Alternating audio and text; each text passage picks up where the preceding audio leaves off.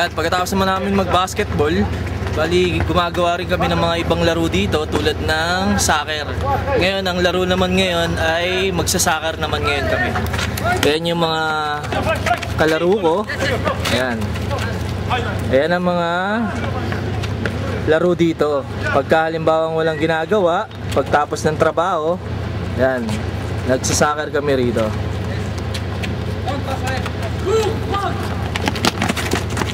Bali 3 araw kami rito sa Reykjavik.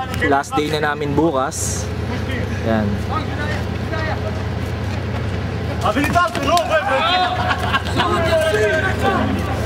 Bukas alis na kami. Yan yung barko namin.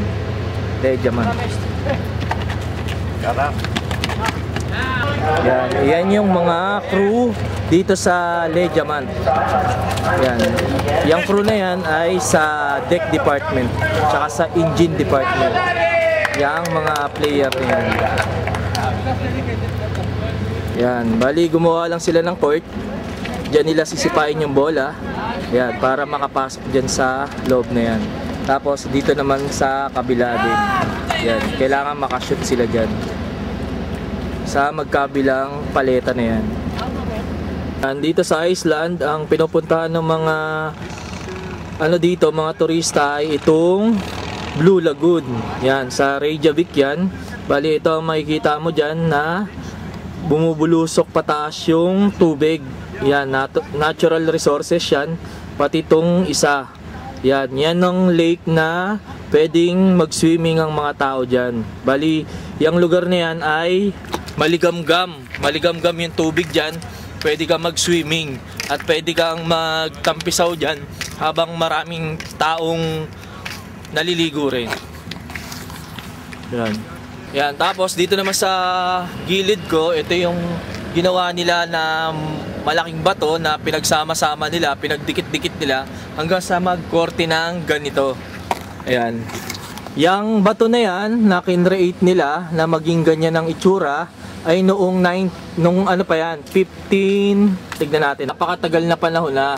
Noong 1533 pa, 1603 pa nila ginawa. Yan. Yan yung plaque na nandito sa bato na yan. Ganyan nakatagal yung bato na yan na dinikit dyan. Yan, ngayon nandito tayo sa taas ng barko, umaandar pa rin. Bakit ako ngayon dito? Dahil para ipakita ko sa inyo itong bundok na napakaraming yelo. Ito ay lugar ng Greenland dahil tapos na tayo sa Iceland. Ito ang lugar na yan, puro yelo yan dyan. Ito ang lugar na Prince Christian Sands. Yan, yung lugar na to. Dito tayo sa pinakataas ng barko dahil para may pakikita ako sa inyo itong napakaraming yelo. Yan. Nabalutan na ng yelo itong bundok na to. Dito banda. Ayan. Puro yelo na yan dyan. Napakaraming yelo. Yan. Ngayon, July 18 na ngayon, 2010. Tapos, banda ron naman, meron namang meron namang waterfalls. Yan, bumabagsak dito sa tubig na to. Itong baba naman na to, dagat na to, ay meron mga counting mga yelo-yelo diyan sa baba na yan. Ngayon tapos na tayo sa Iceland, dito naman tayo sa parting Greenland. Itong Greenland na to ay lugar ng Prince Christian Sand. Dito sa lugar na to ay tinatawag na North Pole. Dahil ang ibig sabihin nun ay nasa taas tayo ng pinakatuktok ng mundo dito sa bandang Greenland. Pagka sinabing Greenland, ito yung isang bansa na pinakamalapit o ito yung pinakatuktok ng global dito sa buong mundo. Yan, nandito tayo sa puwet ng barko. Sa likod ng barko, nandito yung swimming pool.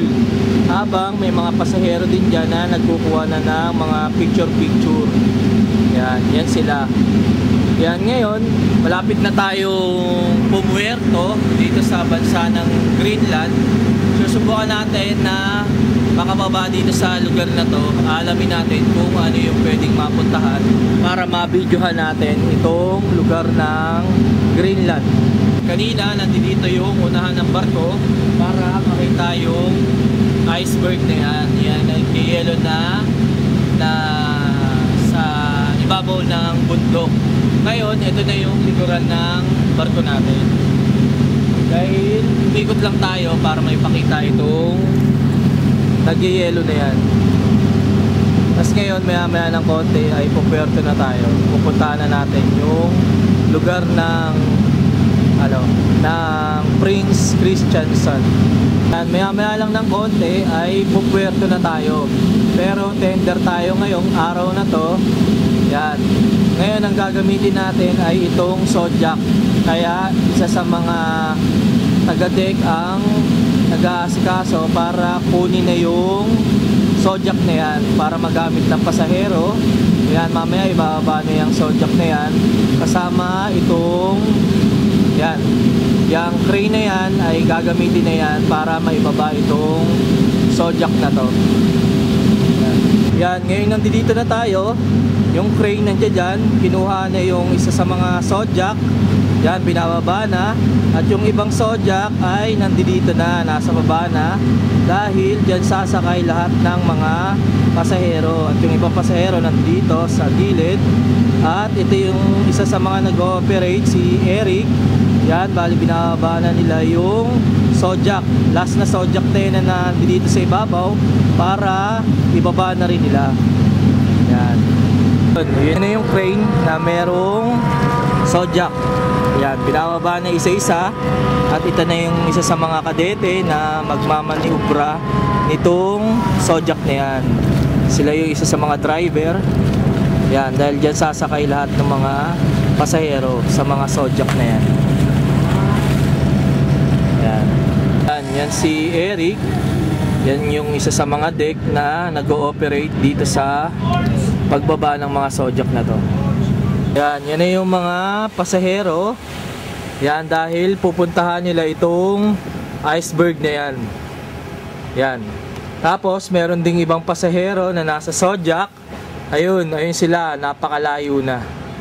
Ayun, para puntahan lang itong nagyayelong bundok na yan. Tapos pagkatapos niyan ay babalik na ulit sila rito. Yan. Dahil wala namang ibang mapupuntahan.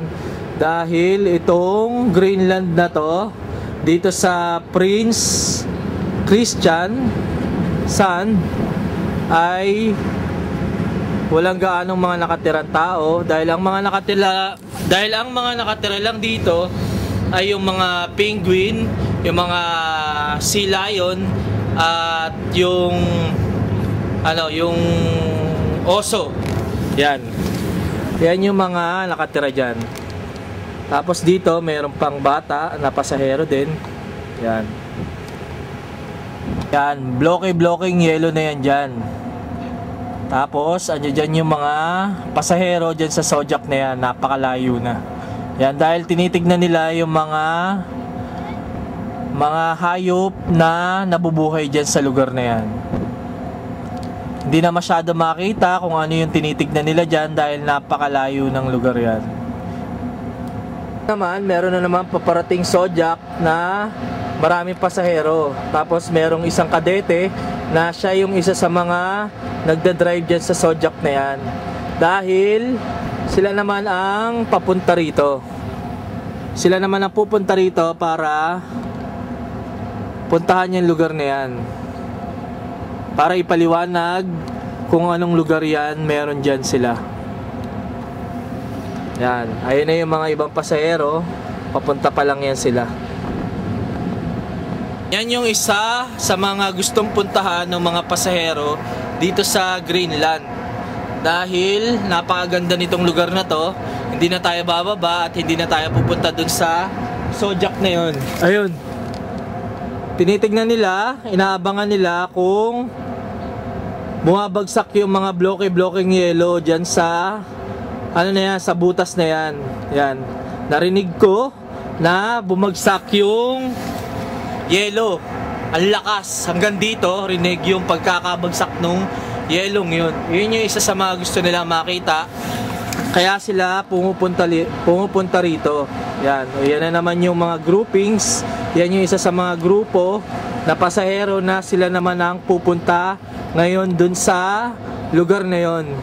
Dun sa butas na yon dahil gusto nila alamin at makita ng personal kung paano bumabagsak yung napakalaking yelo na yan. Yan. Hindi sila masyadong lumalapit, dito lang sila sa malayo dahil delikadong lumapit yan dahil baka tamaan ka, mahulugan ka nung blocking yelo na yan. Yan, di ka bubuhayin yung mga yelong bumabagsak na yan dyan sa gilid-gilid na yan. Ngayon, nandito na naman yung pasahero. Sila naman ang papunta. Yan naman yung batch na papunta rito sa parte na yan. Hindi na tayo bababa at hindi na tayo dun pupunta sa Sojak dahil na-videohan na naman natin kung papaano at kung ano ang ginagawa nila, kung bakit sila bumababa dun sa papunta dun sa lugar na yon sa mga pasahero. Ayan. Dahil iniintay nila tong bumagsak yung yelo na yan. Yan, nandiyan lang sila nakatambay yung mga pasahero na nasa Sojak sila para tignan yung yelo na yan na bumabagsak. Standby lang sila dyan. Ganyan ka-interesado yung mga pasahero para puntahan itong Greenland para matignan lang yan ng personal yung bumabagsak na mga yelo-yelo na yan. Yan, inaabangan nila mga pasahero, nandiyan sila ngayon sa Sojak. Lahat ng pasahero nandiyan na sa Sojak para mag-standby dyan at maghintay sila kung paano bumagsak yung mga yelo na yan. Yan, medyo lumapit-lapit yung Sojak dun sa butas ng bundok na yan na puro yelo. Pero hindi sila pwedeng lumapit ng mas malapit pa dahil baka tamaan sila ng yelong bumabagsak na yan. Yan, gusto nila makita ng personal kung paano bumagsak yung mga yelo na yan dyan sa butas na yan. At andyan din yung mga ibang Sojak na puno ng pasahero. Yan. Yan, ngayon umaandar na tayo. At dito tayo ngayon sa gilid ng mga bundok na to habang ang dinadaanan natin ay mababang ulap. Yan, puro fog. Kaya medyo malabo ang dinadaanan ng barko natin. Dito tayo ngayon. Bali, umaandar na tayo dahil bukas papuerto na tayo. Pupuerto na naman tayo ulit bukas, pero ang dadaanan na naman natin, ang pupuntahan na naman natin ay Greenland pa rin. Yan, medyo maginaw kasi rito. Napakaginaw, kaya kahit naka-jacket ako nararamdaman ko pa rin yung ginaw. Minangatog pa rin ako. Ang banda rito ay puro ulap itong dinadaanan natin, kaya medyo malabo itong lugar na to dahil puro ulap ang nandito nasa baba dahil hindi makalabas yung ulap pataas dahil itong magkabilang dinadaanan natin ay puro bundok, kaya medyo yung mga ulap rito nai-stack dito sa lugar na to. Yan, puro ulap yung baba na yan, tapos may bundok dyan at puro yelo at taas. Saka dito rin sa magkabilang gilid na dinadaanan natin. Yan, ngayon nasa Greenland pa rin tayo, July 19 ngayon. Itong Greenland na to ay Narsarsuaq. Ang crew on board natin ay 2030. Yan. Ito ang lugar ng Greenland pa rin. Yan, alamin natin kung saan tayo makakapasyal dito. Mga pasahero natin, yan, different jacket yan. Binigyan ng Legiamont yung mga jacket yung pasahero. Yan, dahil papasyal sila dyan sa maliit na boat na yan. Yan.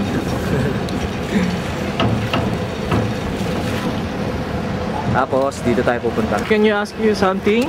The boat is only for the passengers only? What?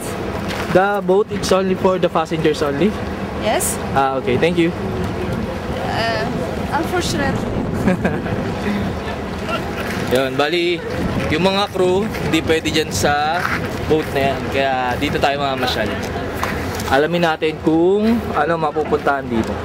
Itong lugar na to, sa Narsarsuaq, dito sa Greenland, ay maraming mga mini boat. Yan, tulad yan, mga pasahero yan na galing sila dyan sa mini boat na yan. Yan, umaarkila sila dyan para makarating sila dito sa maliit na isla na to, para dahil dun sila galing dito sa kabilang lugar na yan.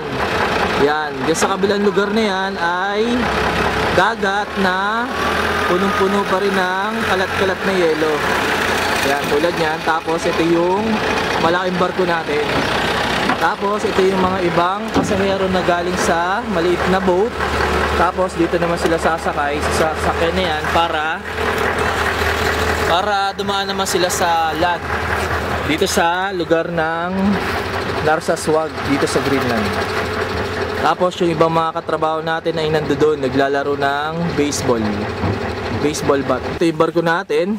Tapos yung boat na inarkila nila na medyo malaki-laki ay nandoon na yung mga pasahero natin, dahil pupunta sila doon sa lugar na pwede nilang mapasyalan. Yan, bali palibot-libot sila dyan sa bundok na yan, dahil merong mga tao din dyan na nakatira, tsaka pwedeng mapuntahan dyan sa mga lugar-lugar na yan sa kabilang bundok. Dito sa maliit na lake, ay dito sa lake ay merong mga iceberg dito. Yan, may mga yelo-yelo na nakakalat dito sa dagat. Yan, namumuo. Yan, ngayon nandito na tayo sa Narsarsuaq Museum. Ngayon pupunta tayo mamaya dyan, alamin natin kung ano meron dyan sa loob na yan. Ngayon dito, ito na yung lugar ng Greenland na pinuntahan natin. Dito sa lugar na to ay medyo malayo-layo ang nilakad ko kasi walang masyadong mga bahay-bahay dito, tsaka konti pa lang ang mga tao. Dito sa paglalakad natin, dito sa Blue Ice, pagkapunta natin doon ay sasabihin ka agad sa iyo na pwede kang makarating doon sa lugar na yan, dahil dito ang tambayan ng yung mga pasahero tsaka ng mga crew pagka halimbawang dumadaong yung barko dito. Tapos ito yung isa sa mga sign nila, o ito yung isa sa mga statwa dito sa Blue Ice. Gumawa sila ng statwa noong noong June 5, 2007 na ipinapahiwatig dito sa lugar ng Blue Ice ay merong isang tatay na mag-anak, tapos yung anak nandito sa tabi niya, inaangkas niya yung anak niya dito sa horse na to kasama ang kanyang asawa. Yan, ngayon papasok na tayo dito sa loob ng Blue Ice. Yan, Blue Ice Coffee yan dyan sa loob. Alamin natin kung anong pwedeng makita dyan sa loob. Tapos pagkatapos nyan ay pupunta na tayo sa museum. Yan. Yan, ito ang loob ng Blue Ice Coffee Shop. Yan, tapos dito naman meron silang pinagbebenta na mga yan. Bali inukit nila yan. Ang nagkakahalaga niyan ay 483 euro. Yang mga ganyang klaseng na yan, gamit na yan, dahil itong ganyang klaseng gamit na yan ay kasi yan, kaya mahal yan kasi reindeer horn. Bali sungay yan ng reindeer. Tsaka ng bear ata. Yan, bali ngipin ng bear, tsaka sungay ng horn, kaya ganyan yung kamahal. Yan, ito ang lugar ng coffee shop ng Blue Ice. Pupunta na tayo dito sa museum ng Narsarsuaq, Blue West 1 Narsarsuaq Air Base, noong July 6, 1941 pa. Yan, ngayon papasok na tayo dito. Tapos bago tayo pumasok sa loob, dito sa bato na to ay binigyan sila ng plaque. Yan, ito ang Greenland. Ito noong August 1958, 11 November 1996, July 1941. Yan, binigyan sila ng United States of America dito sa Denmark noong July 1941. Ngayon, papasok na tayo. Alamin na natin kung ano yung loob ng museum mo. Ngayon, ito ang makikita natin dito sa loob ng museum na to. Yan, ito ang makikita natin. Itong metal na to ay Flying Fortress B-17. Tapos may mga dyaryo dyan noong unang panahon pa nung gera. Tapos nandito yung mga tangke at nandito rin yung mga mask. Yung mga dating panahon pa yan. Ito yung mga gauge at ito yung mga helmet nung unang panahon pa nila nagamit yan. Tapos dito naman may bangka rito. Tsaka dito, ito naman yung mga poster na picture nila nung unang panahon pa.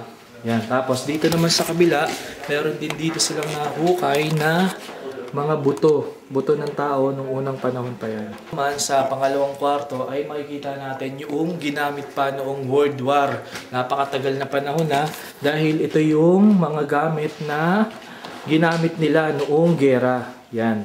Yan, nagamit na nila yan, yung mga klaseng mga gamit sa yan.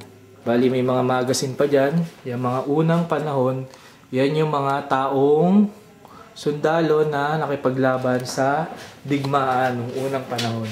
Yung mga bala na yan. Yan. Yan. Tapos may watawat pa rito ng Amerika. Tapos ito naman yung mga picture noong unang panahon pa. Yan. Tapos may typewriter dyan. Yan. Tapos dito naman, yan may bato dyan na mamahaling bato. Ibang klaseng bato yan. Tapos dito naman ay merong mga tao dyan, na mga sikat na tao na sila yung nakipagdigmaan noong panahon ng gera. Tapos ito naman yung mga missile na ano nila, kumbaga napulot nila yan noong unang panahon pa. At sila yung mga tao dyan noong unang panahon.